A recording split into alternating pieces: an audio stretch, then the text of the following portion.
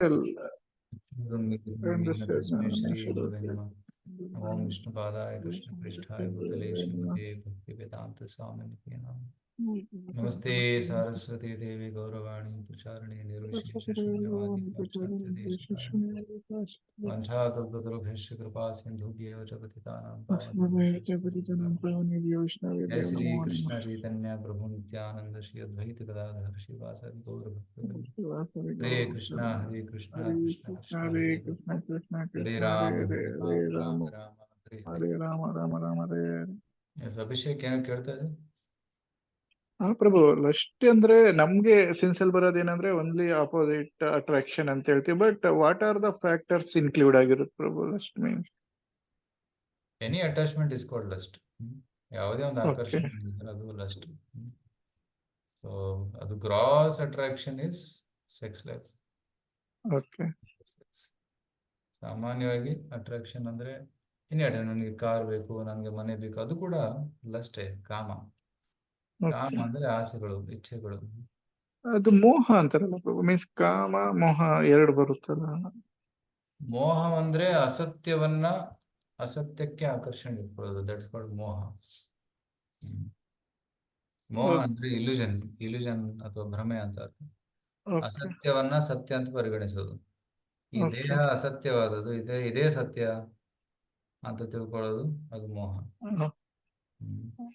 ಈ ಸಂಬಂಧಗಳೆಲ್ಲ ಅಶಾಶ್ವತವಾದದ್ದು, ಆದ್ರೆ ಇದು ಶಾಶ್ವತ ಸಂಬಂಧ ಅಂತ ತಿಳ್ಕೊಳ್ಳೋದು, ಅದು ಮೋಹ. ಸೊ ಸುಳ್ಳನ್ನ ಸತ್ಯ ಅಂತ ತಿಳ್ಕೊಳ್ಳೋದು ಮೋಹ. ಅರ್ಥ ಆಗ್ತಾ ಇದೆ? ಈಗ ರಾತ್ರಿ ಸಮಯದಲ್ಲಿ ಕೆಲವೊಮ್ಮೆ ಹಗ್ಗ ಇಟ್ಟಿರ್ತಾರೆ ಮನೆಯಲ್ಲಿ. ಆ ಹಗ್ಗ ಹಾವಿನ ತರ ಕಾಣುತ್ತೆ. ಓಕೆ ಮೋಹ. ಹಾಗೆ ಇಲ್ಲದೆ ಇರೋದನ್ನ ನೋಡುವುದು, ಅಸತ್ಯವನ್ನು ಸತ್ಯ ಅಂತ ಪರಿಗಣಿಸುವುದು. ಧೂಮೇನಾವ್ರಿಯತೆ ವಹನೇರ್ ಧೂಮೇನಾರ್ಯತೆ ವಹಿನಿ ಯಥಾ ದರ್ಶೋ ಮಲೇನ ಚ ಯಥಾ ದರ್ಶೋ ಮಲೇನ ಚ ಯಥೋಲ್ಬೇನಾವೃತೋ ಗರ್ಭಸ್ ಯಥೋಲ್ಪೇನಾವೃತೋ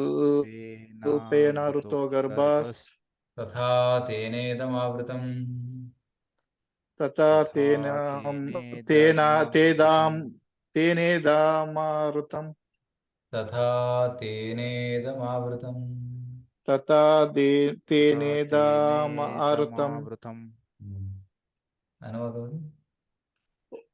ಅನುವಾದಕತೆ ಭಾವಾರ್ಥ ಡಿವೈನ್ ಗ್ರೇಸ್ ಅಭಯ ಚರಣ ರವಿಂದ್ರ ಶ್ರೀಮದೇಸಿ ಭಕ್ತಿ ವೇದಾಂತ ಸ್ವಾಮಿ ಶೀಲ ಪ್ರಭುಪಾದ್ ಜಗದ್ಗುರು ಶೀಲ ಪ್ರಭುಪಾದ್ ಕಿ ಜೈ. ಹೊಗೆಯು ಬೆಂಕಿಯನ್ನು ಮುಚ್ಚುವಂತೆ, ಧೂಳು ಕನ್ನಡಿಯನ್ನು ಮುಚ್ಚುವಂತೆ, ಗರ್ಭಕೋಶವು ಭ್ರೂಣವನ್ನು ಮುಚ್ಚುವಂತೆ ವಿವಿಧ ಪ್ರಮಾಣಗಳ ಕಾಮವು ಜೀವಿಯನ್ನು ಮುಚ್ಚುತ್ತದೆ. ಸೊ ಕಾಮ ಕೂಡ ಬೇರೆ ಬೇರೆ ಡಿಗ್ರಿಯಲ್ಲಿ ಆವೃತವಾಗುತ್ತೆ. ಹೇಗೆ ಕನ್ನಡಿಯನ್ನ ಧೂಳು ಮುಚ್ಚುತ್ತೆ, ಬೆಂಕಿಯನ್ನ ಹೊಗೆ ಮುಚ್ಚುತ್ತೆ, ಮತ್ತೆ ಭ್ರೂಣವನ್ನ ಲೈಕ್ ಗರ್ಭಕೋಶ ಮುಚ್ಚುತ್ತೆ. ಆ ರೀತಿ ಎಲ್ಲಾ ಜೀವಿಗಳು ಬೇರೆ ಬೇರೆ ರೀತಿಯ ಕಾಮ ಅಥವಾ ಥಿಕ್ನೆಸ್ ಆವೃತಗೊಂಡಿವೆ. ಬೇರೆ ಬೇರೆ ವಿವಿಧ ಪ್ರಮಾಣಗಳಲ್ಲಿ ಕಾಮವು ಮುಚ್ಚುತ್ತದೆ. ಓಕೆ, ಭಾವಾರ್ಥವು 3 ಪ್ರಮಾಣಗಳ ಆವರಣಗಳು ಜೀವಿಯನ್ನು ಮುಚ್ಚಿ ಅವನ ಶುದ್ಧ ಪ್ರಜ್ಞೆಯನ್ನು ಮುಸುಕುಗೊಳಿಸುತ್ತವೆ. ಬೆಂಕಿಯಲ್ಲಿನ ಹೊಗೆ, ಕನ್ನಡಿಯ ಮೇಲಿನ ಧೂಳು, ಭ್ರೂಣದ ಸುತ್ತನ ಗರ್ಭಕೋಶದಂತೆ ಇರುವ ಈ ಆವರಣವು ಕಾಮದ ವಿವಿಧ ತೋರಿಕೆಗಳು ಅಷ್ಟೇ.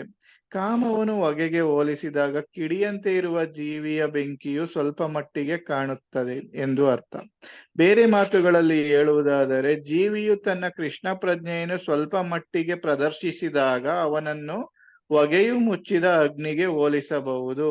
ಹೊಗೆ ಇರುವಲ್ಲಿ ಅಗ್ನಿಯು ಇರಲೇಬೇಕು. ಆದರೂ ಪ್ರಾರಂಭದ ಘಟ್ಟದಲ್ಲಿ ಅಗ್ನಿಯು ಹೊರಕ್ಕೆ ಕಾಣಿಸಿಕೊಳ್ಳುವುದಿಲ್ಲ. ಈ ಘಟ್ಟವು ಕೃಷ್ಣ ಪ್ರಜ್ಞೆಯ ಆರಂಭಿಕ ಘಟ್ಟದಂತಿದೆ. ಕನ್ನಡಿಯ ಮೇಲಿನ ಧೂಳು ಮನಸ್ಸಿನ ಕನ್ನಡಿಯನ್ನು ಹಲವಾರು ಆಧ್ಯಾತ್ಮಿಕ ರೀತಿಗಳಲ್ಲಿ ಶುಭ್ರಗೊಳಿಸುವ ವಿಧಾನಕ್ಕೆ ಸಂಬಂಧಿಸಿದೆ. ಅತ್ಯುತ್ತಮ ಮಾರ್ಗವೆಂದರೆ ಭಗವಂತನ ಪಾವನ ನಾಮದ ಸಂಕೀರ್ತನೆ. ಗರ್ಭಕೋಶವು ಭ್ರೂಣವನ್ನು ಆವರಿಸುವ ಸಾದೃಶ್ಯವು ನಿಸ್ಸಹಾಯಕ ಸ್ಥಿತಿಯನ್ನು ಸೂಚಿಸುತ್ತದೆ. ಗರ್ಭದಲ್ಲಿರುವ ಶಿಶುವು ಎಷ್ಟು ನಿಸ್ಸಹಾಯಕ ಎಂದರೆ ಅದು ಅಲ್ಲಾಡಲಾರದು. ಬದುಕಿನ ಈ ಸ್ಥಿತಿಯನ್ನು ಹೈಲೈಟ್ ಮಾಡಿ ಪ್ರಭು ಸ್ವಲ್ಪ.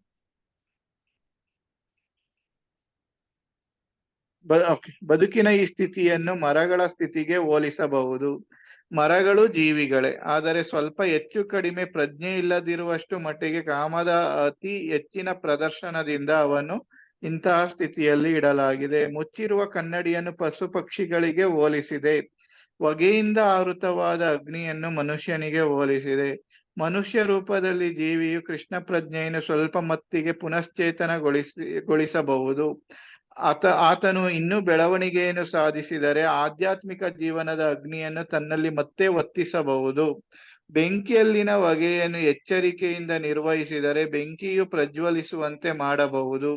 ಆದುದರಿಂದ ಮಾನವ ಜನ್ಮವು ಐಕ ಅಸ್ತಿತ್ವದ ಗೋಜಿನಿಂದ ತಪ್ಪಿಸಿಕೊಳ್ಳಲು ಜೀವಿಗೆ ಒಂದು ಅವಕಾಶ. ಮನುಷ್ಯ ಜನ್ಮದಲ್ಲಿ ಸಮರ್ಥ ಮಾರ್ಗದರ್ಶನದಲ್ಲಿ ಕೃಷ್ಣ ಪ್ರಜ್ಞೆಯನ್ನು ಬೆಳೆಸಿಕೊಂಡು ಶತ್ರುವಾದ ಕಾಮವನ್ನು ಸೋಲಿಸಬಹುದು. ಹರೇ ಕೃಷ್ಣ ಪ್ರಭು. ಸೊ 3 ವಿಧದಲ್ಲಿ ಪ್ರಮಾಣದಲ್ಲಿ ಕಾಮವು ಜೀವಿಯನ್ನ ಆವರಿಸುತ್ತೆ. ಓಕೆ, ಇಲ್ಲಿ 3 ಉದಾಹರಣೆ ಕೊಟ್ಟಿದ್ದಾರೆ.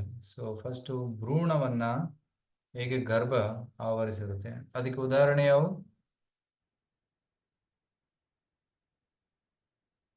ಯಾವ ಪ್ರಾಣಿಗಳು ಅದಕ್ಕೆ ಉದಾಹರಣೆ?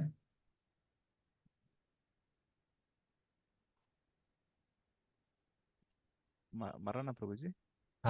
ಮರ, ಮರ, ಗಿಡ ಮರಗಳು. ಗಿಡ ಮರಗಳಲ್ಲಿ ಆ ಒಂದು ಆವರಣ ತುಂಬಾ ಗಾಢವಾಗಿದೆ, ಆದ ಕಾರಣ ಅವರ ಪ್ರಜ್ಞೆ ಹೊರಗಡೆ ಕಂಡು ಬರುವುದಿಲ್ಲ. ಓಕೆ, ನೆಕ್ಸ್ಟ್ ಕನ್ನಡಿ ಮೇಲಿರೋ ಧೂಳು, ಅದಕ್ಕೆ ಉದಾಹರಣೆ ಯಾವುದು? ಪಶು ಪಕ್ಷಿಗಳು. ಕರೆಕ್ಟ್, ಪಶು ಪಕ್ಷಿಗಳು. ಸೊ ಬೆಂಕಿ ಮೇಲಿರೋ ಹೊಗೆ, ಅದಕ್ಕೆ ಉದಾಹರಣೆ? ಮನುಷ್ಯ ಜೀವನ. ಇನಿಷಿಯಲ್ ಕೃಷ್ಣ ಪ್ರಜ್ಞೆ ಅಂತ ಮನುಷ್ಯ ಜೀವನ. ಸೊ ಮನುಷ್ಯ ಜೀವನದಲ್ಲಿ ಕಾಮದ ಆವರಣ ಇದೆ. ಅದು ಹೇಗಿದೆ ಅಂದ್ರೆ ಬೆಂಕಿ ಮೇಲಿರೋ ಹೊಗೆ ತರ. ಕೆಲ ಅಡಿಗೆ ಮಾಡ್ತಿರಲ್ಲ, ಕೆಲವೊಮ್ಮೆ ಹಳ್ಳಿಗಳಲ್ಲಿ ಅಡಿಗೆ ಮಾಡ್ತಾರೆ ನೋಡಿ, ಸೊ ಕಟ್ಟಿಗೆ ಇಟ್ಟು. ಸೊ ಒಲೆ ಹಚ್ಚಿದಾಗ ಅಡಿಗೆ ಆದ್ಮೇಲೆ ಕೆಲವೊಮ್ಮೆ ಅದು ಹೊಗೆ ಶಾಂತವಾಗಿರುತ್ತೆ, ಆದರೆ ಸಣ್ಣ ಹೊಗೆ ಬರ್ತಾ ಇರುತ್ತೆ. ಸ್ವಲ್ಪ ಗಾಳಿ ಬೀಸಿದಾಗ ಬೆಂಕಿ ಹತ್ತುತ್ತೆ, ರೈಟ್? ಸೊ ಅದೇ ರೀತಿ ಮನುಷ್ಯ ಜೀವನದಲ್ಲಿ ಕೂಡ ಕೃಷ್ಣ ಪ್ರಜ್ಞೆ ಕಿಡಿ ಇದೆ, ಕಾನ್ಷಿಯಸ್ನೆಸ್ ಚೇತನ ಇದೆ, ಆದರೆ ಅದು ಆವೃತಗೊಂಡಿದೆ, ಕಾಮದ ಆವರಣದಿಂದ ಮುಚ್ಚಿಬಿಟ್ಟಿದೆ. ಆದರೆ ಸ್ವಲ್ಪ ಹೊಗೆ ಗಾಳಿ ಬೀಸಿದರೆ ಸಾಕು, ಆ ಕೃಷ್ಣ ಪ್ರಜ್ಞೆ ಮತ್ತೆ ಪ್ರಜ್ವಲಿಸುತ್ತೆ. ಅದೇ ರೀತಿ ನಮ್ಮ ಜೀವನದಲ್ಲಿ ಕೂಡ, ನಮ್ಮ ಮನಸ್ಸಲ್ಲಿ ಕೂಡ ಕೃಷ್ಣ ಪ್ರಜ್ಞೆ ಕಿಡಿ ಇದೆ. ಶುದ್ಧ ಭಕ್ತರ ಸಹವಾಸದಿಂದ, ಭಕ್ತರ ಸಂಪರ್ಕದಿಂದ, ಶ್ರವಣ ಕೀರ್ತನ ಮಾಧ್ಯಮದಿಂದ ಕೃಷ್ಣ ಪ್ರಜ್ಞೆಯನ್ನ ಜಾಗೃತಗೊಳಿಸಬಹುದು. We can awaken that Krishna consciousness. So ಇದು ಸರಳವಾದ ಮಾರ್ಗ. ಸೊ ಮನುಷ್ಯ ಜೀವನದಲ್ಲಿ ಕಾಮವನ್ನ ನಾವು ಗೆಲ್ಲಿಯಬಹುದು. ಬೇರೆ ಯೋನಿಗಳಲ್ಲಿ ಕಾಮವನ್ನ ಗೆಲ್ಲಿಯುವುದು ತುಂಬಾ ಕಷ್ಟ. ಓಕೆ, ಅದೇ ಈ ಶ್ಲೋಕದಿಂದ ಅರ್ಥ ಆಗುತ್ತೆ.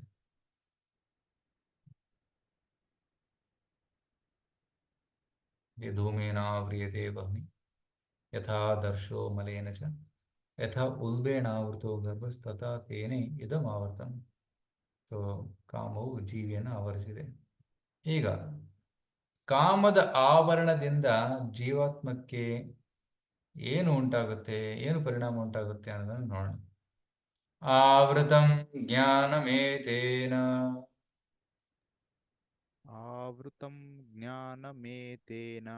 ಜ್ಞಾನಿನೋ ನಿತ್ಯವೈರಿಣಾ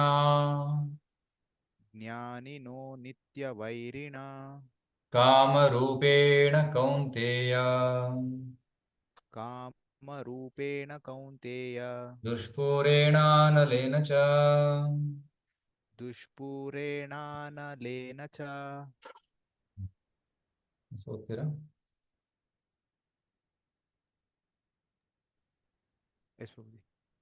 ಹೇಗೆ ಹೀಗೆ ಹೀಗೆ ಹೀಗೆ ಪ್ರಜ್ಞನಾದ ಜೀವಿಯ ಶುದ್ಧ ಪ್ರಜ್ಞೆಯನ್ನು ಅವನ ನಿತ್ಯ ವೈರಿಯು ಕಾಮರೂಪದಿಂದ ಆವರಿಸುತ್ತದೆ. ಅದಕ್ಕೆ ತೃಪ್ತಿ ಎನ್ನುವುದೇ ಇಲ್ಲ, ಅದು ಅಗ್ನಿಯಂತೆ ಉರಿಯುತ್ತದೆ. ಹ್ಮ್. ಭಾವಾರ್ಥ. ಇಲ್ಲಿ ಏನಾಗುತ್ತೆ ಅಂದ್ರೆ ಜ್ಞಾನದಿಂದ ಅಜ್ಞಾನದಿಂದ ಸೊ ಆವೃತಂ ಜ್ಞಾನಮೇತೇನ, ಆಕ್ಚುಲಿ ಜೀವಾತ್ಮದ ಜ್ಞಾನ ಆವೃತಗೊಳ್ಳುತ್ತೆ. ಓಕೆ, ನಿತ್ಯ ವೈರಿಣ ಕಾಮರೂಪೇಣ. ಸೊ ನಿತ್ಯ ವೈರಿಯಾದ ಕಾಮದ ಆವರಣದಿಂದ ಜ್ಞಾನ ಮುಚ್ಚಿಬಿಡುತ್ತೆ. ಕೌಂತೆಯ, ಹೇ ಅರ್ಜುನ, ದುಷ್ಪುರೇಣ ಅನಲೇನ ಚ. ಮತ್ತೆ ಇನ್ನೊಂದು ಗುಣ, ಕಾಮದ ಇನ್ನೊಂದು ಗುಣ ಏನಂದ್ರೆ ದುಷ್ಪುರೇಣ ಅನಲೇನ ಚ. ಹೇಗೆ ಬೆಂಕಿ ಸುಡ್ತಾ ಇದ್ದಾಗ ಎಷ್ಟು ಪೆಟ್ರೋಲ್ ಹಾಕಿದ್ರೂ ಅದು ಸುಡುತ್ತೆ, ಅದೇ ರೀತಿ ಕಾಮ ಅಂದ್ರೆ ಆಸೆಗಳು ಎಷ್ಟು ಪೂರೈಸಿಕೊಂಡ್ರು ಇನ್ನಿಷ್ಟು ಬೇಕು ಅನ್ಸುತ್ತೆ. ಸೊ ದಟ್ ಈಸ್ ಕಾಮ. ಕಾಮ ಎಂದು ಶಾಂತವಾಗೋದಿಲ್ಲ. ಕಾಮುಕ ಕಾರ್ಯಗಳಲ್ಲಿ ತೊಡಗಿದಾಗ ಇನ್ನಿಷ್ಟು ಮಾಡಬೇಕು ಅನ್ಸುತ್ತೆ. ಸೊ ಅದು ಎಂದೂ ನಿಲ್ಲೋದಿಲ್ಲ. So we have to stop it. ಅದು ಹೇಗೆ ಸ್ಟಾಪ್ ಮಾಡಬೇಕು ಅನ್ನೋದನ್ನು ಮುಂದಿನ ಶ್ಲೋಕದಲ್ಲಿ ಹೇಳ್ತಾರೆ. ಓಕೆ, ಇಲ್ಲಿ ಅನುವಾದ ಭಾವಾರ್ಥ ಓದಿ.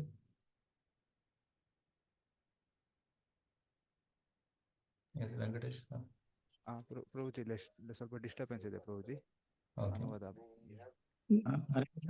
ನಾನು ಓದ್ಲಾ ಪ್ರಭು? ಅಭಿಷೇಕ್ ಅಥವಾ ಬೇರೆ ಯಾರಾದ್ರು? ವೆಂಕಟೇಶ್ ಅದ ಬೇರೆಯವ್ರು ಓದ್ಲಾ? ಓದ್ಲಾ ಪ್ರಭು? ಸುನಿಲ್ ಪ್ರಭು ಓದು. ಎಸ್ ಪ್ರಭು. ಅನುವಾದ: ಒಂದೇ ಸಮನೆ ಇಂಧನವನ್ನು ಪೂರೈಸುವುದರಿಂದ ಅಗ್ನಿಯು ಹೇಗೆ ಆರುವುದಿಲ್ಲವೋ ಹಾಗೆ ಎಷ್ಟೇ ಇಂದ್ರಿಯ ಭೋಗದಿಂದಲೂ ಕಾಮಕ್ಕೆ ತೃಪ್ತಿಯಾಗುವುದಿಲ್ಲ ಎಂದು ಮನುಸ್ಮೃತಿಯಲ್ಲಿ ಹೇಳಿದೆ. ಈ ಐಹಿಕ ಜಗತ್ತಿನಲ್ಲಿ ಎಲ್ಲಾ ಚಟುವಟಿಕೆಗಳ ಕೇಂದ್ರವು ಕಾಮ. ಆದುದರಿಂದ ಐಹಿಕ ಜಗತ್ತನ್ನು ಮೈಥುನಾಗ್ಯಾರ ಅಥವಾ ಕಾಮ ಜೀವನದ ಸರಪಳಿಗಳು ಎಂದು ಕರೆಯುತ್ತಾರೆ. ಸಾಮಾನ್ಯ ಜೈಲಿನಲ್ಲಿ ಅಪರಾಧಿಗಳನ್ನು ಕಂಬಿಗಳ ಹಿಂದೆ ಇಡುತ್ತಾರೆ. ಹಾಗೆಯೇ ಭಗವಂತನ ನಿಯಮಗಳನ್ನು ಉಲ್ಲಂಘಿಸಿದ ಅಪರಾಧಿಗಳಿಗೆ ಕಾಮ ಜೀವನದ ಕೈಕೋಳಗಳನ್ನು ತೊಡಿಸಲಾಗುತ್ತದೆ. ಇಂದ್ರಿಯ ಭೋಗದ ಆಧಾರದ ಮೇಲೆ ಐಹಿಕ ನಾಗರಿಕತೆಯನ್ನು ಬೆಳೆಸುವುದೆಂದರೆ ಜೀವಿಯ ಐಹಿಕ ಅಸ್ತಿತ್ವದ ಅವಧಿಯನ್ನು ಬೆಳೆಸುವುದು ಎಂದು ಅರ್ಥ. ಆದುದರಿಂದ ಈ ಕಾಮವು ಜೀವಿಯನ್ನು ಐಹಿಕ ಜಗತ್ತಿನಲ್ಲಿಯೇ ಉಳಿಸುವ ಸಂಕೇತ. ಇಂದ್ರಿಯ ಭೋಗದಲ್ಲಿ ಸ್ವಲ್ಪ ಸುಖದ ಭಾವನೆ ಇರಬಹುದು, ಆದರೆ ವಾಸ್ತವಿಕವಾಗಿ ಸುಖ ಎನ್ನಿಸುವ ಈ ಭಾವನೆಯು ಅಂತಿಮವಾಗಿ ಭೋಗ ಪಡುವವನ ಶತ್ರುವೇ ಆಗಿರುತ್ತದೆ. ಹರೇ ಕೃಷ್ಣ ಪ್ರಭು. ಸೊ ಈ ಜಗತ್ತಿಗೆ ಏನಂತ ಕರೀತಾರೆ? ಮೈಥುನ್ಯ ಆಗಾರ. ಓಕೆ, ಇದು ಭಾಗವತದಲ್ಲಿ ಬರುತ್ತೆ, ಮೈಥುನ್ಯ ಆಗಾರ. ಆಗಾರ ಅಂದರೆ ಜೈಲು. ಜೈಲಿನಲ್ಲಿ ಕೈ ಕಾಲು ಸರಪಳಿ ಕಟ್ಟುತ್ತಾರೆ, ರೈಟ್? ಆದರೆ ಈ ಭೌತಿಕ ಜಗತ್ತಿನ ಜೈಲಿನಲ್ಲಿ ಕೈ ಕಾಲು ಕಟ್ಟಿಲ್ಲ, ಫ್ರೀಯಾಗಿ ಬಿಟ್ಟಿದ್ದಾರೆ. ಯಾಕೆ ಬಿಟ್ಟಿದ್ದಾರೆ? ಬೇರೆ ಒಂದು ಸರಪಳಿಯಿಂದ ಕಟ್ಟಿದ್ದಾರೆ. ಅದು ಎಂತಹ ಸರಪಳಿ? ಕಾಮ. ಸೊ ಕಾಮದ ಸರಪಳಿಯಿಂದ, ಹ್ಯಾಂಡ್ ಕಪ್ಸ್ ಇಂದ ನಮ್ಮನ್ನ ಕಟ್ಟಿ ಹಾಕಿದ್ದಾರೆ. ಕಾಣೋದಿಲ್ಲ ಅದು, ಆದರೆ ಅದು ಸೂಕ್ಷ್ಮವಾದ ಒಂದು ಬಂಧನವಿದೆ. ಆ ಬಂಧನದಿಂದ ನಾವು ಬಂಧಿತರಾಗಿದ್ದೀವಿ. ಮತ್ತೆ ಆ ಬಂಧನವನ್ನು ಬಿಟ್ಟು ಹೋಗೋದು ಕಷ್ಟ, ಯಾಕಂದ್ರೆ ಅಲ್ಲಿ ಸ್ವಲ್ಪ ಸುಖ ಇದೆ, ರೈಟ್? ಮೈಥುನ ಕಾರ್ಯದಲ್ಲಿ ಸ್ವಲ್ಪ ಸುಖ ಇದೆ. ಆದ ಕಾರಣದಿಂದ ಒಬ್ಬ ಜೀವಿ ಅವನು ಬಂಧಿತನಾಗ್ತಾನೆ. ಕಾಮ ಇಚ್ಛೆಗಳ ಕಾರಣದಿಂದ ಅವನು ಬಂಧಿತನಾಗಿರ್ತಾನೆ. So we have to overcome this ಕಾಮ. ಮೈಥುನ್ಯಂ ಆಗಾರಂ ಅಗ್ನ್ಯಃ. ಶ್ರೀಮದ್ ಭಾಗವತದ ಪಂಚಮ ಸ್ಕಂದದಲ್ಲಿ ಬರುತ್ತದೆ. ದಿಸ್ ವರ್ಲ್ಡ್ ಇಸ್ ಕಾಲ್ಡ್ ಮೈಥುನ್ಯ ಆಗಾರಂ. ಎಲ್ಲ ಪ್ರಾಣಿಗಳು ನೋಡಿ, ಬರೀ ಎಸ್ಪೆಷಲಿ ಪ್ರಾಣಿಗಳಲ್ಲಿ ನೋಡ್ತೀವಿ, ಅವು ಕೇವಲ ಆಹಾರ ನಿದ್ರಾ ಮೈಥುನ ಕಾರ್ಯದಲ್ಲಿ ತೊಡಗಿರ್ತವೆ, ರೈಟ್? ಆಹಾರ ನಿದ್ರಾ ಭಯ ಮೈಥುನ. ಸೊ ಊಟ ಮಾಡಿ ಹೊಟ್ಟೆ ತುಂಬಿದಾಗ ನಿದ್ದೆ ಮಾಡ್ತಾರೆ, ಮೈಥುನ ಕಾರ್ಯ ಮಾಡ್ತಾರೆ. So this is the animal life. ಮನುಷ್ಯರು ಕೂಡ ಅದೇ ಮಾಡ್ತಾ ಹೋದರೆ ಮನುಷ್ಯ ಮತ್ತು ಪ್ರಾಣಿ ಮಧ್ಯೆ ವ್ಯತ್ಯಾಸ ಇಲ್ಲ. ಸೊ ಮನುಷ್ಯನ ವಿಶೇಷತೆ ಏನಂದ್ರೆ ಅವನು ಭಗವದ್ಭಕ್ತಿ ಸೇವೆಯನ್ನ ಮಾಡಬಹುದು. ಸೊ ಭಕ್ತಿ ಸೇವೆಯೇ ಮನುಷ್ಯ ಜೀವನದ ಒಂದು ವೈಶಿಷ್ಟ್ಯವಾಗಿದೆ. ಸೊ ಭಕ್ತಿ ಸೇವೆಯಲ್ಲಿ ನಾವು ತೊಡಗಿಸಿಕೊಳ್ಳಬೇಕು, ರೈಟ್? ಮತ್ತೆ ಭಗವಂತನ ನಿಯಮಗಳನ್ನು ಉಲ್ಲಂಘಿಸಿದ ಅಪರಾಧಿಗಳಿಗೆ ಕಾಮ ಜೀವನದ ಕೈಕೋಳಗಳನ್ನು ತೊಡಿಸಲಾಗುತ್ತದೆ. So they'll be handcuffed by lust, right? So ಕೈಕೋಳಗಳು, ಸೊ ಅದು ಕಾಮ ಜೀವನ. ಸೊ ಭಾಗವತದಲ್ಲಿ ಇನ್ನೊಂದು ಶ್ಲೋಕ ಇದೆ. ತಾವನ್ ಮೋಹೋಂಗ್ರಿ ನಿಗಡೋ ಯಾವತ್ ಕೃಷ್ಣನೇ ನತೆ ಜನಃ ತಾವತ್ ಕಾರಾಗೃಹಂ Griham. I'll show that verse. 10th canto verse.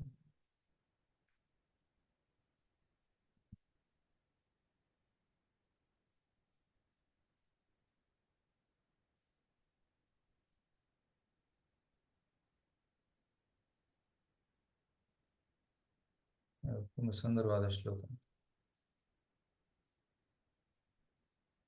ದಯವಿಟ್ಟು ಹೇಳಿ. ತಾವದ್ರಾಗಾದಯಸ್ತೇನ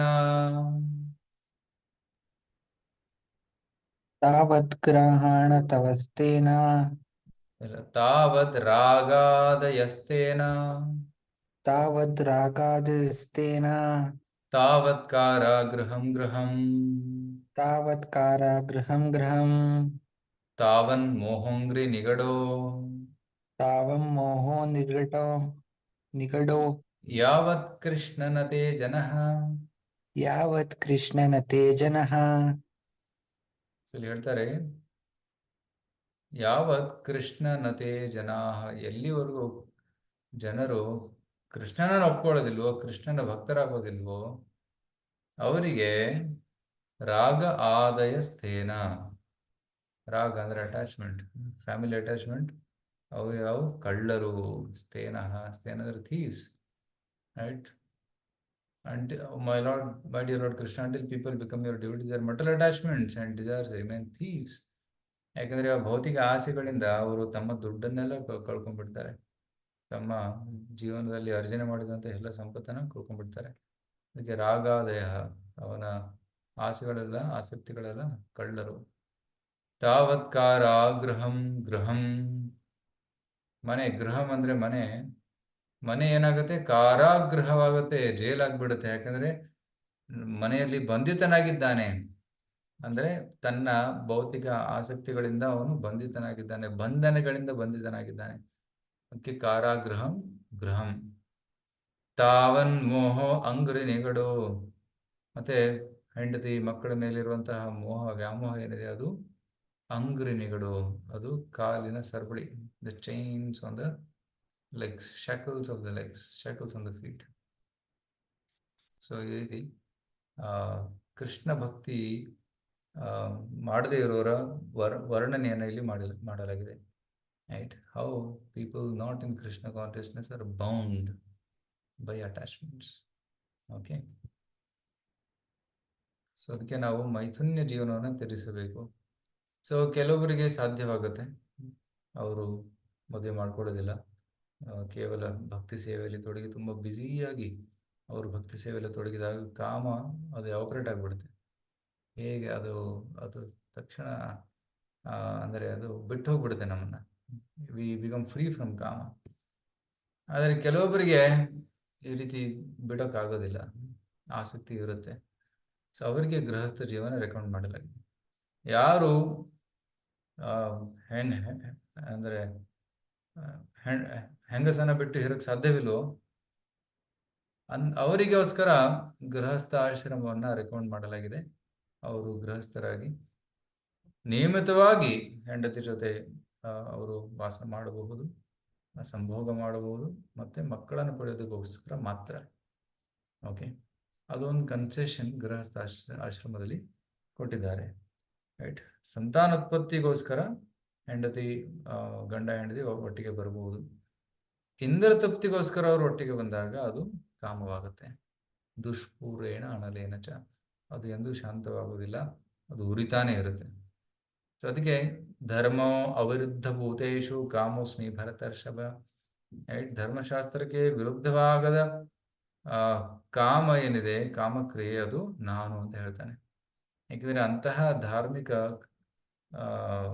ಕಾಮದಿಂದ ಒಬ್ಬ ಒಳ್ಳೆ ಮಗು ಹುಟ್ಟುತ್ತೆ. ಅವನು ಧರ್ಮವನ್ನು ಪ್ರಚಾರವನ್ನು ಮಾಡ್ತಾನೆ, ಅವನ ಧರ್ಮದ ಸ್ಥಾಪನೆಯನ್ನು ಮಾಡ್ತಾನೆ. ಸೊ ಅದಕ್ಕೆ ಧರ್ಮೋ ಅವಿರುದ್ಧ ಭೂತೇಶು ಕಾಮೋಸ್ಮಿ ಭರತರ್ಷಭ. ಓಕೆ, ಸೊ ಅದು ಗೃಹಸ್ಥರಿಗೆ. ಬಟ್ ಬ್ರಹ್ಮಚಾರಿಗಳು ದೇ ಸ್ಟೇ ಅವೇ ಫ್ರಮ್ ಕಾಮ. ಅವರು ಯಾವುದೇ ಸ್ತ್ರೀ ಜೊತೆ, ಹೆಂಗಸರ ಜೊತೆ ಅವರು ಇರೋದಿಲ್ಲ, ಡಿಸ್ಟೆನ್ಸ್ ಮೇಂಟೈನ್ ಮಾಡ್ತಾರೆ. ಓಕೆ, ಸೊ ಯಾರು ನೇರವಾಗಿ ಬ್ರಹ್ಮಚಾರ್ಯವನ್ನು ಸ್ವೀಕರಿಸ್ತಾರೆ ಅವರಿಗೆ ನೈಷ್ಠಿಕಿ ಬ್ರಹ್ಮಚಾರಿ ಅಂತ ಕರೀತಾರೆ. ಮತ್ತು ಯಾರು ಗೃಹಸ್ಥ ಆಶ್ರಮವನ್ನು ಸ್ವೀಕರಿಸಿ ನಂತರ ಅವರು ವಾನಪ್ರಸ್ಥವನ್ನು ಸ್ವೀಕರಿಸ್ತಾರೆ, ರಿಟೈರ್ಡ್ ಲೈಫ್ ಆಗ್ತಾರೆ, ಅವರು ಉಪಕುರ್ವಾಣ ಅಂತ ಕರೀತಾರೆ. ಉಪಕುರ್ವಾಣ ಬ್ರಹ್ಮಚಾರಿ ಅಂದರೆ 25 ವರ್ಷ ಬ್ರಹ್ಮಚಾರ್ಯದ ಪಾಲನೆ ಮಾಡಿ ನಂತರ ಮದುವೆಯಾಗಿ ನಂತರ ಮತ್ತೆ ವಾನಪ್ರಸ್ಥವನ್ನು ಸ್ವೀಕರಿಸುತ್ತಾನೆ. ಸೊ ಅಂಥವರಿಗೆ ಉಪಕುರ್ವಾಣ ಅಂತ ಕರೀತಾರೆ. Okay,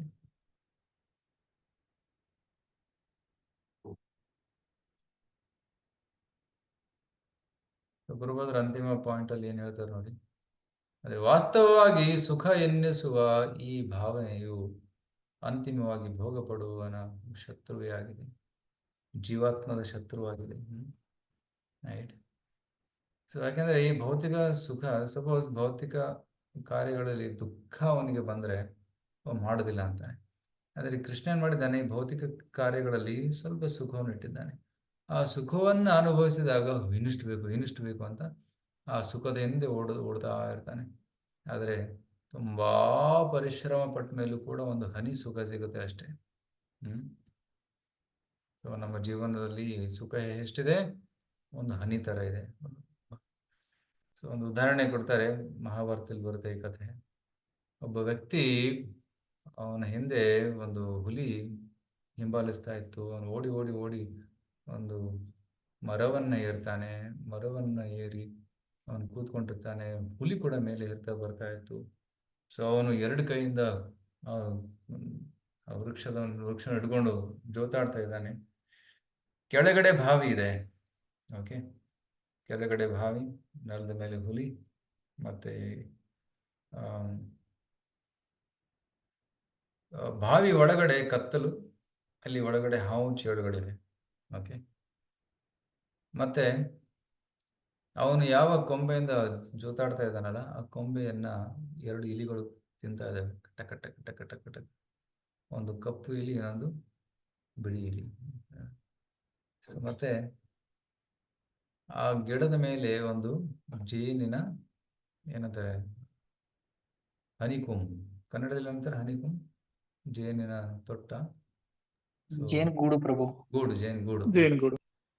so ಜೇನುಗೂಡಿದೆ. ಆ ಜೇನುಗೂಡು ಡಿಸ್ಟರ್ಬ್ ಆಗಿ ಜೇನೆಲ್ಲ ಹಾರಾಡ್ತಾ ಇದ್ದಾವೆ. ಕೆಲವೊಂದು ಜೇನುಗಳು ಬಂದು ಕಚ್ತಾ ಇದ್ದಾವೆ, ಚಿಕ್ಕ ಚಿಕ್ಕ ಚಿಕ್ಕ ಚಿಕ್ಕ ಅಂತ. ಸೊ ಇಷ್ಟೆಲ್ಲ ನಡೀತಿರಬೇಕಾದಾಗ ಆ ಜೇನಿನ ಗೂಡಿನಿಂದ ಒಂದು ಹನಿ ಜೇನುತುಪ್ಪ ಕೆಳಗಡೆ ಬೀಳುತ್ತೆ. ಅವನು ಒಂದು ನಾಲಿಗೆ ಮೇಲೆ ಬೀಳುತ್ತಂತೆ. ಅವನು ನೆಕ್ತಾನೆ, ಓ ಅಷ್ಟು ಟೇಸ್ಟಿಯಾಗಿದೆ.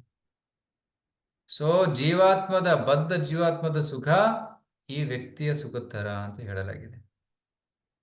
ಅರ್ಥ ಆಯ್ತಾ ಈ ಕತೆ? ಅರ್ಥ ಆಯ್ತು ಪ್ರಭು. ಆದರೆ ಈ ಕಥೆಯಲ್ಲಿ ಸ್ವಲ್ಪ ವಿಶ್ಲೇಷಣೆ ಬೇಕು. ಆ ಇಲಿಗಳು ಯಾವುವು? ಆ ಬಾವಿ ಏನು? ಬಾವಿಯಲ್ಲಿರುವ ಚೇಳು ಹಾವುಗಳು ಯಾವುವು? ಹುಲಿ ಯಾವುದು? ಪ್ರಭು, ಬಾವಿಯಲ್ಲಿರುವ ಚೇಳು ಅವು ಮಾಯೆ ಇರ್ಬೋದಾ?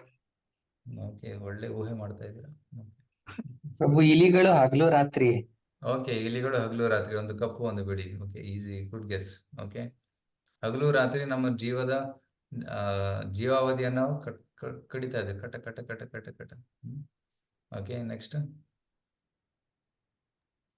ಆ ಭಾವಿ ಏನು? ಭಾವಿ ಕಾಮ. ಓಕೆ, ಆಕ್ಚುಲಿ ಆ ಭಾವಿ ಏನಿದೆ ಅದು ಭೌತಿಕ ಜಗತ್ತು. ಓಕೆ ಪ್ರಭು. ಅದೇ ಪ್ರಭು, 2 ಒಂದೇ ಅಲ್ವಾ ಪ್ರಭು? ಭೌತಿಕ ಜಗತ್ತು ಒಳಗಡೆ ಹಾವು ಚೇಳು ಅಂದರೆ ದುಃಖಗಳು ತುಂಬಿವೆ, ಕ್ಲೇಶಗಳು ಎಲ್ಲ. ಕ್ಲೇಶಗಳು. ಅದ ಜೇನು ನೊಣ ಕೂಡ ಕ್ಲೇಶ, ಆದಿಭೌತಿಕ, ಆದಿದೈವಿಕ, ಆಧ್ಯಾತ್ಮಿಕ ಕ್ಲೇಶ. ಟಕ ಟಕ ಟಕ ಟಕ ಟಕ ಚುಚ್ಚಿ ಚುಚ್ಚಿ ಚುಚ್ಚಿ ನೋವು ಕೊಡ್ತಾ ಇರ್ತವೆ. ಹುಲಿ ಮೃತ್ಯುವಿನ ಪ್ರತೀಕ, ಡೆತ್ ಪರ್ಸಾನಿಫೈಡ್. ಸೊ ಒಂದು ಕಡೆ ಮೃತ್ಯು, ಮತ್ತೆ ಜೇನುನೊಣ, ಕೆಳಗಡೆ ಬಾವಿ, ಮತ್ತೆ ಹಾವು ಚೇಳು, ಇಲಿಗಳು ಇವೆಲ್ಲ ಇದ್ದಾವೆ. ಅದರ ಮಧ್ಯದಲ್ಲಿ ಒಂದು ಹನಿ ಜೇನುತುಪ್ಪ. ಆ ಜೇನುತುಪ್ಪ ಏನದು?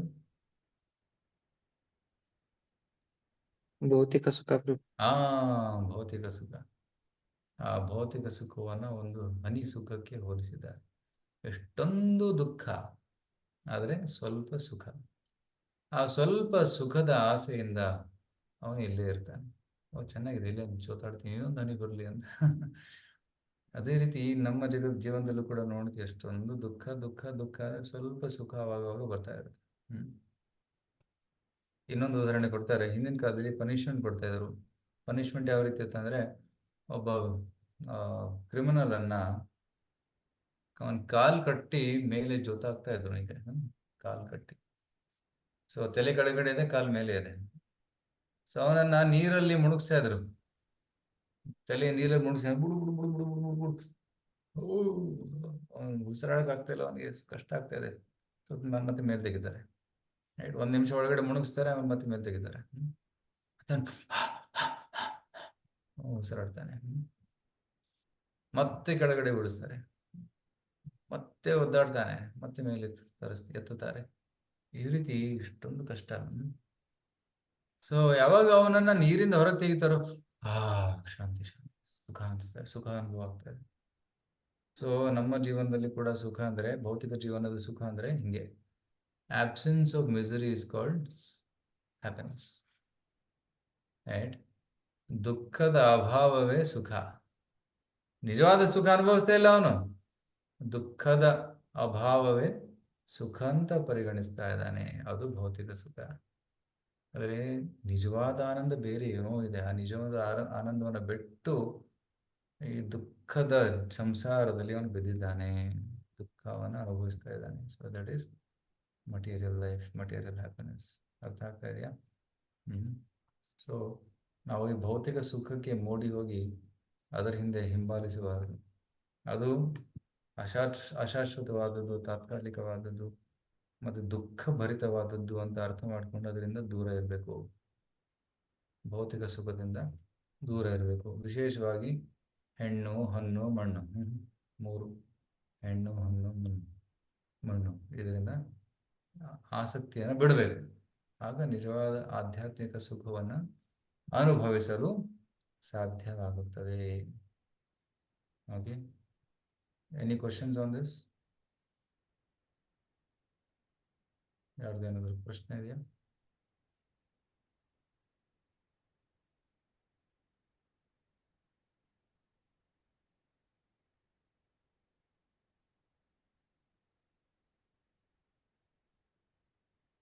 No questions? Okay.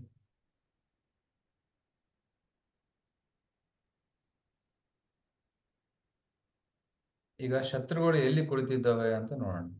Okay, ಇಂದ್ರಿಯಾಣಿ ಮನೋಬುದ್ಧಿರ್ ಇಂದ್ರಿಯಾಣಿ ಮನೋಬುದ್ಧಿ ಯಸ್ಯಾಧಿಷ್ಠಾನ ಮುಚ್ಯತೆ ಯಸ್ಯಾಧಿಷ್ಠಾನ ಮುಚ್ಯತೆ ಏತೈರ್ವಿಮೋಹಯತ್ಯೇಷ ಏತೈರ್ವಿಮೋಹಯತ್ಯೇಷ ಜ್ಞಾನಮಾವೃತ್ಯ ದೇಹಿನಂ. ಜ್ಞಾನಮಾವೃತ ದೇಹಿನಾಂ. Okay, ಅನುವಾದ: ಈ ಕಾಮಕ್ಕೆ ಅಶೋಕ್ ಓದಿಲ್ಲ, ಅಶೋಕ್ ಓದ್ತಾರೆ. ಅನುವಾದ: ಈ ಕಾಮಕ್ಕೆ ಇಂದ್ರಿಯಗಳು, ಮನಸ್ಸು ಮತ್ತು ಬುದ್ಧಿ ಆವಸ್ಥಾನಗಳು. ಅವುಗಳ ಮೂಲಕ ಕಾಮವು ಜೀವಿಯ ಜ್ಞಾನವನ್ನು ಆವರಿಸಿ ಅವನ್ನು ದಿಕ್ಕೆಡಿಸುತ್ತದೆ. ಇಲ್ಲಿ ನೋಡಿ, ಎಲ್ಲಿರ್ತದೆ ಕಾಮ? ಎಲ್ಲಿ ಕೂತ್ಕೊಳ್ಳುತ್ತೆ?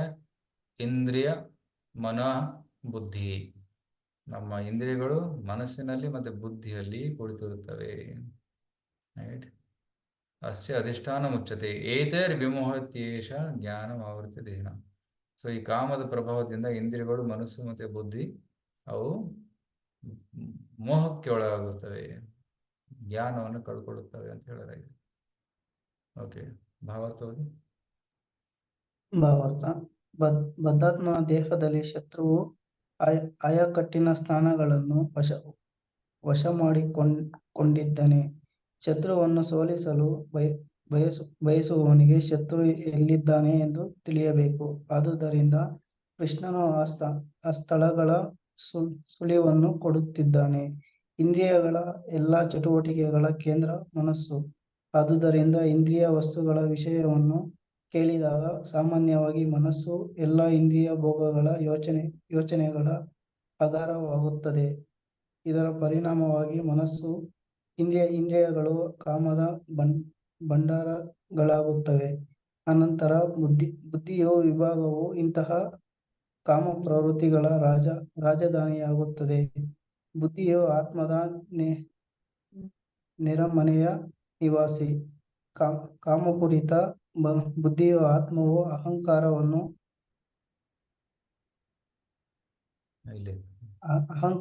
ಪಡೆಯುವಂತೆ ಮತ್ತು ಜಡ ವಸ್ತುವಿನೊಂದಿಗೆ ಆ ಮೂಲಕ ಮನಸ್ಸು ಮತ್ತು ಇಂದ್ರಿಯಗಳೊಂದಿಗೆ ತನ್ನನ್ನು ಗುರುತಿಸಿಕೊಳ್ಳುವಂತೆ ಪ್ರಭಾವವನ್ನು ಬೀರುತ್ತದೆ. ಆತ್ಮವು ಹೀಗೆ ಐಹಿಕ ಇಂದ್ರಿಯಗಳ ಭೋಗದ ವ್ಯಸನಕ್ಕೆ ತುತ್ತಾಗುತ್ತದೆ.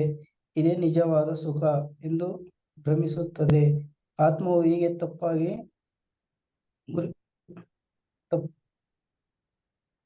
ತಪ್ಪಾಗಿ ಗುರುತಿಸಿಕೊಳ್ಳುವುದನ್ನು ಶ್ರೀಮದ್ ಭಾಗವತದಲ್ಲಿ 10.84:13 ಬಹು ಸೊಗಸಾಗಿ ವರ್ಣಿಸಿದೆ. ಯಸ್ಯಾತ್ಮಬುದ್ಧಿ ಕುಣಪೆ ತ್ರಿಧಾತುಕೆ ಸ್ವಧೀಕಲತ್ರ ವಿಶುಭೋ ಮಯುಜ್ಯಧಿ ಯತ್ತೀರ್ಥಬುದ್ಧಿ ಶಲಿಲೇನ ಕರ್ಹಿಚಿತ್ ಜನೇಷ್ವಭಿಘ್ನೇಷು ಸ ಏವ ಗೋಕರಃ.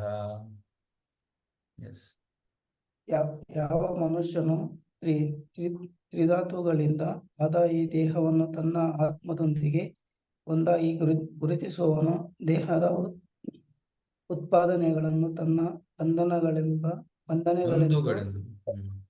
ಬಂಧುಗಳೆಂದು ಪರಿಗಣಿಸುವನು.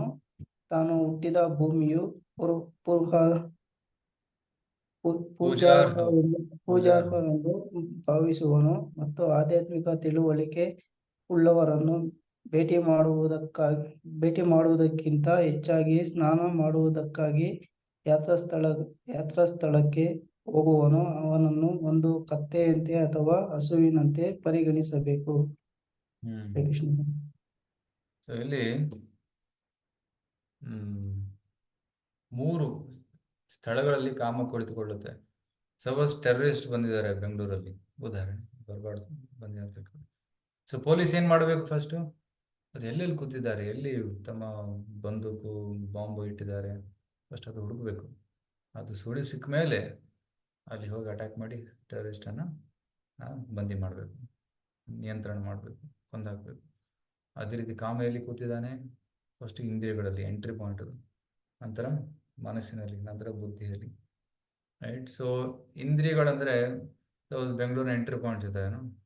ಹಾಸನ್ ರೋಡ್ ಇರ್ಬೋದು, ಬಳ್ಳಾರಿ ರೋಡ್ ಇರ್ಬೋದು, ಚೆನ್ನೈ ರೋಡ್ ಇರ್ಬೋದು, ಮೈಸೂರು ರೋಡ್ ಇರ್ಬೋದು. ಅದು ಎಂಟ್ರಿ ಪಾಯಿಂಟ್ಸ್, ಅದು ಇಂದ್ರಿಯಗಳಿದ್ದಂಗೆ. ಫಸ್ಟು ಕಾಮ ಎಲ್ಲಿಂದ ಬರುತ್ತೆ? ಟೆರರಿಸ್ಟ್ ಎಲ್ಲಿಂದ ಬರ್ತಾರೆ? ಎಂಟ್ರಿ ಪಾಯಿಂಟಿಂದ ಬರ್ತಾರೆ. ಅಲ್ಲಿ ಚೆಕ್ ಪೋಸ್ಟಲ್ಲಿ ಸಪೋಸ್ ಸರಿಯಾಗಿ ಚೆಕ್ ಮಾಡಲಿಲ್ಲ ಅಂದರೆ ಒಳಗಡೆ ಬಂದುಬಿಡ್ತಾರೆ. ಸೊ ಅಲ್ಲೇ ಚೆಕ್ ಪೋಸ್ಟಲ್ಲಿ ಚೆನ್ನಾಗಿ ಚೆಕ್ ಮಾಡಬೇಕು, ಒಬ್ಬರು ಎಲ್ಲಿದ್ದಾರೆ ಅಂತ. ಪ್ರತಿಯೊಂದು ಗಾಡಿಯನ್ನು ಚೆಕ್ ಮಾಡಿ ಬಿಡಬೇಕು. ಸೊ ಅದಕ್ಕೆ ಫಸ್ಟ್ ನಾವು ನಮ್ಮ ಇಂದ್ರಿಯಗಳನ್ನು ನಿಯಂತ್ರಿಸಬೇಕು. ಕೆಟ್ಟದನ್ನು ನೋಡಬಾರದು, ಕೆಟ್ಟದನ್ನು ಕೇಳಬಾರದು, ಕೆಟ್ಟದನ್ನು ತಿನ್ನಬಾರದು. ಸೊ ಈ ರೀತಿ ನಮ್ಮ ಇಂದ್ರಿಯಗಳನ್ನು ನಿಯಂತ್ರಿಸಿ ಆ ಇಂದ್ರಿಯ ವಸ್ತುಗಳನ್ನು, ಕಾಮವನ್ನು ದೂರ ಇಡಬೇಕು. ಓಕೆ. ನಂತರ ಒಳಗಡೆ ಏನಿದೆ? ಮನಸ್ಸು ಮತ್ತು ಬುದ್ಧಿ. ಸೊ ಒಳಗಡೆ ಇರುವಂತಹ ಮುಖ್ಯ ಸ್ಥಳಗಳಲ್ಲಿ ಚೆಕ್ ಮಾಡಬೇಕು, ಕಾಮ ಇದೆಯೋ ಅಲ್ಲಿ ಅಂತ. ಅಲ್ಲಿಂದ ಅದನ್ನು ಕೊಂದು ಹಾಕಬೇಕು, ಹೊರ ಓಡಿಸಬೇಕು. ನಂತರ ನೋಡಬೇಕು ವಿಧಾನಸಭೆಯಲ್ಲಿ ಕೂತಿದ್ದಾರ, ಬುದ್ಧಿಯಲ್ಲಿ ಕೂತಿದ್ದಾರ, ಅಲ್ಲಿ ಇದ್ರೂ ಕೂಡ ಅಲ್ಲಿಂದನೂ ಹೊರ ಹಾಕಬೇಕು. So first entry point seize ಮಾಡಬೇಕು. ನಂತರ ಒಳಗಡೆ ಇರೋ ಮುಖ್ಯ ಸ್ಥಳಗಳಲ್ಲಿ ಮತ್ತು ಪ್ರಮುಖ ಸ್ಥಳಗಳಲ್ಲಿ ಚೆಕ್ ಮಾಡಿ ಅಲ್ಲಿಂದ ಕಾಮವನ್ನು, ಟೆರರಿಸ್ಟನ್ನು ತೆಗೆಯಬೇಕು. ಅದೇ ರೀತಿ ಕಾಮವನ್ನು ಕೂಡ ಇಂದ್ರಿಯ ಮನೋಬುದ್ಧಿಯಿಂದ ತೆಗೆಯಬೇಕು. ಸೊ ಕಾಮ ಇಲ್ಲಿ ಕೂತಾಗ ಬುದ್ಧಿಯನ್ನು ಭ್ರಮಿತಗೊಳಿಸಿ ಕೆಟ್ಟು ಕಾರ್ಯಗಳಲ್ಲಿ ನಮ್ಮನ್ನು ತೊಡಗಿಸುತ್ತೆ. ಓಕೆ. ಸೊ ಬುದ್ಧಿ ಒಳ್ಳೆಯದಾಗಿದ್ರೂ ಕೂಡ ಕೆಲವೊಮ್ಮೆ ಮನಸ್ಸು ಬುದ್ಧಿಯನ್ನು ಇನ್ಫ್ಲುಯೆನ್ಸ್ ಮಾಡುತ್ತೆ. ಯಾಕೆಂದರೆ ಮನಸ್ಸು ಮತ್ತು ಬುದ್ಧಿ ಪಕ್ಕದಲ್ಲಿದ್ದಾರೆ. ಓಕೆ. ಸೊ ಡ್ರೈವರ್ ಸೀಟಲ್ಲಿದ್ದಂಗೆ. ಸೊ ಒಂದು ವಿಡಿಯೋ ನೋಡಿ. ಹೇಗೆ ಮನಸ್ಸು ಆ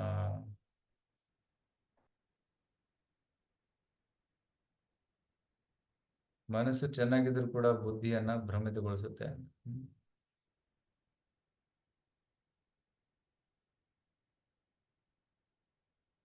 ಕಾಣಿಸ್ತಾ ಇದೆಯಲ್ಲ?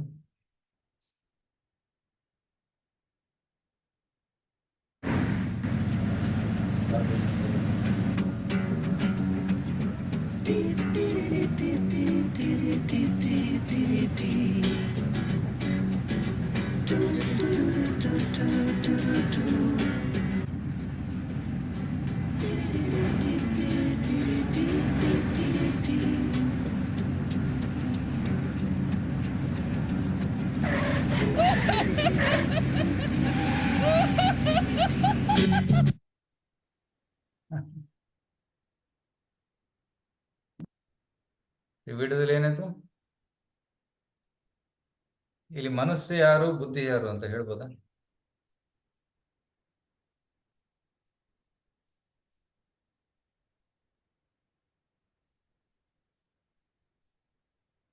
ವಿಡಿಯೋ ನೋಡಿದ್ರ? ಅರ್ಥ ಆಯ್ತಾ? ಇನ್ನೊಮ್ಮೆ ತೋರಿಸ್ಲಾ?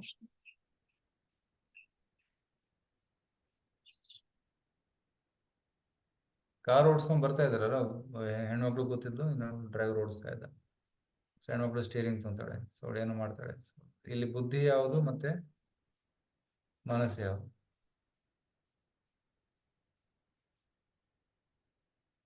Difficult question. ಮನಸ್ಸು ಸ್ಟೇರಿಂಗ್ ಪ್ರಭು. ಓಕೆ, ಬುದ್ಧಿ? ಅವನು ಯಾಕಂದ್ರೆ ಅದ್ ಬುದ್ಧಿಲಿ ವೇರಿಯೇಷನ್ ಆಗ್ತಿತ್ತು, ಅಲ್ಲಿ ನೋಡೋದು ಇಲ್ಲಿ ನೋಡೋದು, ಅಥವಾ ಮೇ ಬಿ ಕನ್ಫ್ಯೂಸಿಂಗ್ ಇದೆ ಪ್ರಭು. ಇನ್ನೊಮ್ಮೆ ಮನಸ್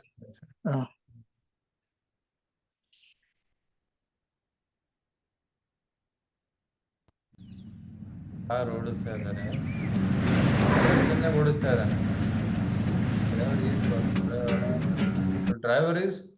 ಡ್ರೈವರ್ ಬುದ್ಧಿ ಒಳ್ಳೆ ದಾರಿಯಲ್ಲಿ ಹೋಗ್ತಾ ಇದ್ದಾನೆ. ಮನಸ್ಸೇನ್ ಮಾಡುತ್ತೆ?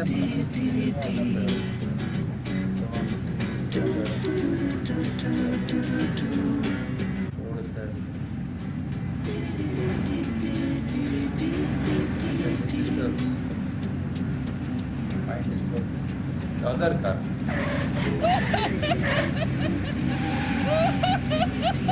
ಆಕ್ಸಿಡೆಂಟ್ ಆಯ್ತು. ಸೊ ಬುದ್ಧಿ ಚೆನ್ನಾಗಿ ಓಡಿಸ್ತಾ ಇದೆ, ಆದರೆ mind is disturbing. Mind is disturbing others also. ಯಾಕಂದ್ರೆ ಆ ಮೈಂಡ್ ಅಲ್ಲಿ ಕಾಮ ಇದೆ, ದುರಾಸೆಗಳಿದ್ದಾವೆ. ಅದಕ್ಕೆ ಮನಸ್ಸಿನಿಂದ ಕೂಡ ದುರಾಸೆಗಳನ್ನು ತೆಗಿಬೇಕು. ಬುದ್ಧಿಯಲ್ಲಿ ಒಂದ್ ವೇಳೆ ದುರಾಸೆಗಳಿದ್ದರೆ ಅದನ್ನು ಕೂಡ ತೆಗಿಬೇಕು. ನಂತರ ಇಂದ್ರಿಯಗಳಿಂದ ಕಾಮವನ್ನು ತೆಗಿಬೇಕು. ಸೊ ಆಗ ನಾವು ಸ್ಥಿರವಾಗಬಹುದು.